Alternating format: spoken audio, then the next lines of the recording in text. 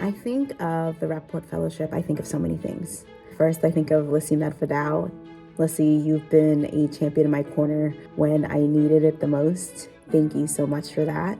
I think of how, as a law student, I was able to access state and local government and see the inner workings of how our everyday local leaders change and shift the way we experience this wonderful city. I knew immediately I wanted to be a Rappaport Fellow, and the only place I wanted to really work was in Governor's Legal. As a former journalist, I was really eager to see the work that went on inside of government, which I'd been covering as a journalist for a number of years. I was in Governor's Legal with another Rappaport Fellow, and it was a really, really wonderful experience. As someone who's a first generation within the legal profession, being able to listen and speak with those who had come before me and those who understood what this profession can mean and what it can look like was just really impactful on me, and has definitely influenced my own career path within public policy. The fellowship offered me the perfect platform to pursue my passions and gain invaluable experience in public service. My capstone project was to organize a best practices handbook for serving people with disabilities in Massachusetts hospitals and community health centers. And this work was so important to me because of my own family and my family background, and I loved having an opportunity to give back to my own community through the Rappaport Fellowship. What really stood out to me, and what I think I feel so lucky to have come away with, are the mentors.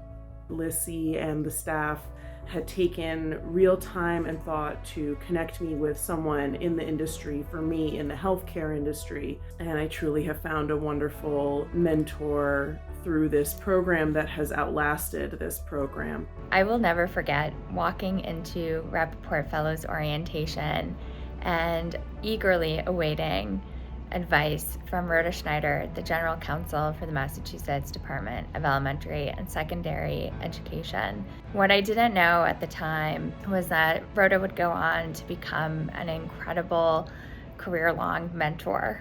That was just the beginning of what was to be an incredibly memorable summer, and one that shaped the entirety of my career moving forward. Getting to meet other Rappaport Fellows within my class, it was an amazing summer. I learned so many things, met so many people. It definitely exceeded my expectations. My most memorable experience with the Rappaport Fellowship was the weekly outings. I particularly remember going to the MBTA Control Center on High Street.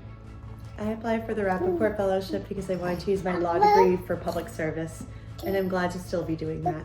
I am a 2021 Rappaport Fellow and a recent panelist on the Rappaport Center's Domestic Violence Law panel held in February of this year. I was honored, delighted, and grateful to have been asked and included.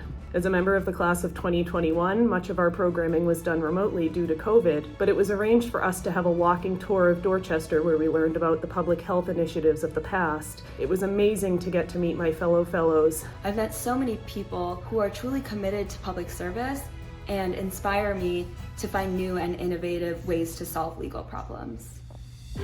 I came to law school on a different path than most.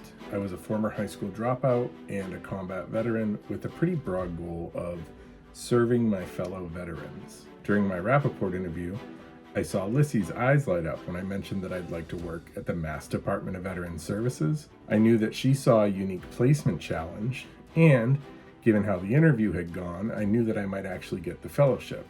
I can't really explain how much that summer experience, that 1L summer experience, has informed my practice as a veterans law attorney, but it's in countless ways. I was a Rappaport Fellow the summer of 2020 in Representative Natalie Higgins' office, who herself is also a Rappaport Fellow. That's one of the many things that I love about the Rappaport Fellowship, is that it connects you with a long line of wonderful, smart, engaged, passionate people who are all working to make Massachusetts a better place. I use the skills that I learned in my Rappaport Fellowship every single day in my job. I learned how to draft legislation, I learned how to do policy analysis, and I formed long-lasting relationships that I still have to this day. Being able to use the law to create policy that really changes the experience of everyday Bostonians. For me, as a person born and raised in Boston, that's so incredibly important. The Rappaport Fellowship has had a profound influence on my career as a JAG attorney.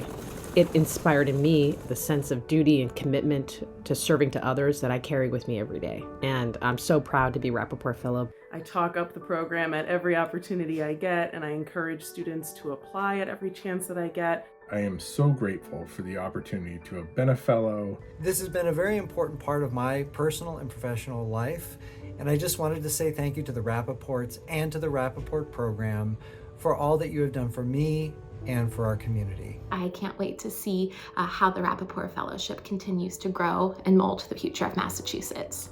Thank you to all the change makers in this room who make a narrative like mine possible.